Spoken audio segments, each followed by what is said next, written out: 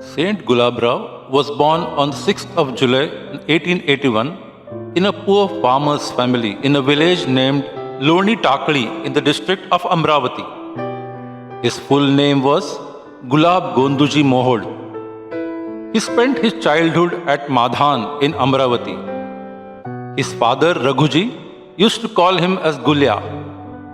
His father was the village head and he wanted Gulya to follow his footsteps and become a village head.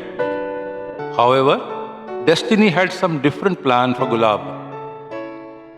Gulabrao Maharaj was not blind by birth, but when he was 8 to 9 months old, he had sore eyes, and due to the wrong medicine put in his eyes, he lost his eyesight. He breathed his last when he was 34 years old. During such a short span of life, he studied a lot, became knowledgeable, and wrote many granths.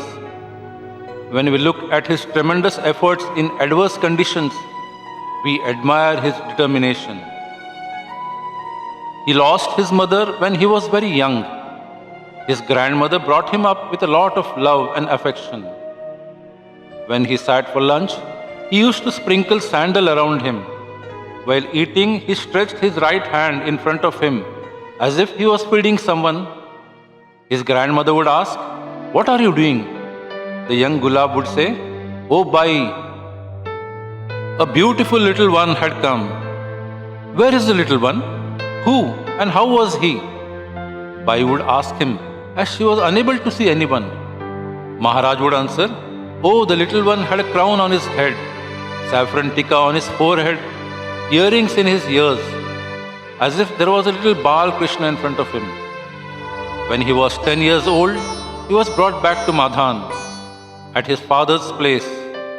Father was remarried and the stepmother used to despise him. Only his aunt used to love him. Roopchand ji, a Gujarati Brahmin, stayed at Chandur Bazar. He was an astrologer. Gulab's stepmother approached him and asked him to come home. She requested him, "Please come home and tell others that this boy is born on Mula Nakshatra. So do not allow him to stay in the house.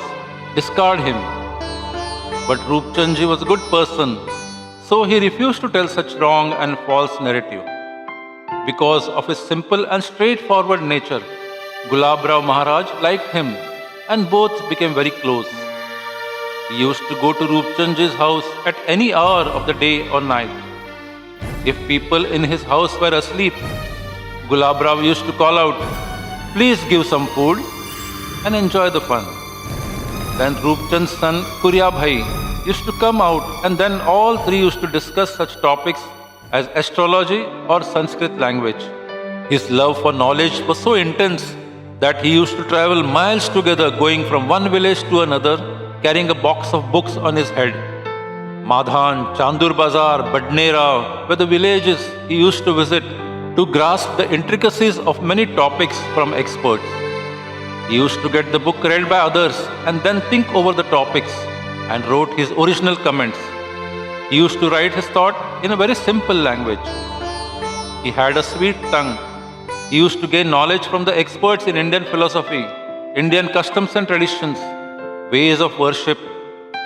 4 Vedas, 6 Shastras, and 18 Puranas were deeply studied by him. He even learnt and studied the thoughts of Western thinkers. After contemplating on such various topics, he became a matured person. He wrote his original thoughts in local language and served the thread of immortal literature. He wrote on various topics and wrote almost 134 Sanskrit-based books. Though spirituality is natural character of India, we have to follow science and technology so that we can progress. Gulabrao used to opine frankly as he wanted all-round development of human beings. He was a teacher personified. His books reflect his balanced personality, so he is called Samanvayavadi Maharshi. Kids, you will be surprised to know that the photograph or a picture we see of Saint Jnaneshwar today is the one which Gulabrao had seen while meditating, and it is completely a picture of his imagination. It is accepted by all of us. He was a devotee of Lord Krishna. He tried his hand at composing in various forms like Ovi, Abhang, Gaulan or Lavani. All his compositions were full of Krishna Bhav. Kids, do read his biography and his writings when you grow up. They will surely inspire you and provide you with a new vision. The moral of the story is, one can do commendable work even though physically challenged.